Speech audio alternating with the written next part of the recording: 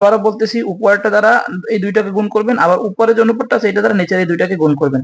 দেখেন কি তাহলে কত হয় যদি আমি 5 দ্বারা গুণ করি, এবং একটাকে না দুইটাকেই গুণ করতে হবে। যদি 5 দ্বারা গুণ করি 4 5 20, 20 ইস টু এবার 3 5 15। দেখেন তাহলে কি হয় বিষয়টা। আবার যদি 3 দ্বারা গুণ করি তাহলে 3 5 15 ইস টু 3 4 12।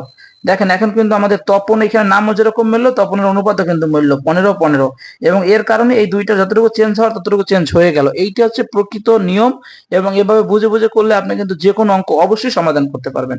আচ্ছা দেখেন তাহলে একবার আমরা কি করবো, যখন আমরা এরকম অনুপাত পেয়েছি তাহলে আমাদের এখন মূল অনুপাতটা কি দাঁড়ায়। তাহলে অনুপাতটি দাঁড়ায় তিনজনের অনুপাতটা কি দাঁড়ায় দেখি। তাহলে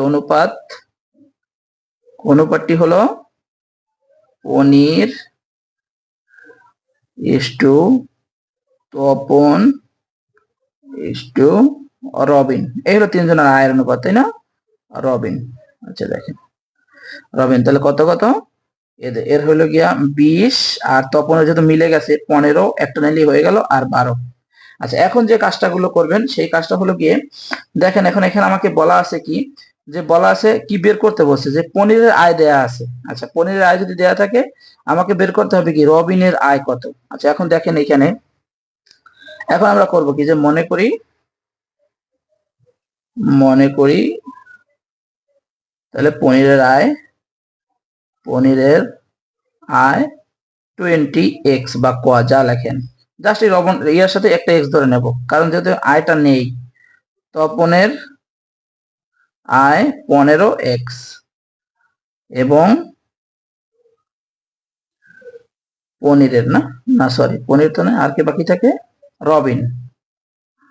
রবিনের আয় 12x। এখন দেখেন আমার এখানে বলছে কি পনিরের আয় 120 টাকা হলে, তার মানে আমার কিন্তু দিয়ে দিছে, তাহলে রবিনের আয় কোনটা, পনিরের আয় কোনটা, পনিরের আয় হলো 20x।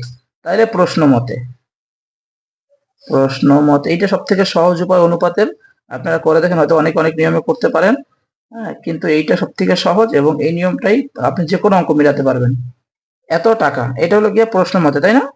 আচ্ছা এখন দেখেন অতএব x সমান সমান যদি ভাগ করি তাহলে এখানে 20 দিয়ে দিলাম, নিচে 2 2 কাটা 6, তাহলে হলো কি অতএব x সমান সমান কত, 6 টাকা। এখন আপনাকে যারটা বের করতে বলবে সেইখানে আমরা x এর মান বসালেই অঙ্কটা হয়ে যাবে। তিনজনাটা বের করতে বললে তাও বের করা যাবে, একজনাটা বের করলে তাও বের করা যাবে, দুজনাটা বের করলে তাও বের করা যাবে। তো এখন দেখেন প্রশ্নে আমাদের কি বলেছে, পনিরের আয় 120 টাকা হলে রবিনের আয় কত। তাহলে রবিনের আয় এখানে কত ছিল, রবিনের আয় ছিল 12x টাকা, অতএব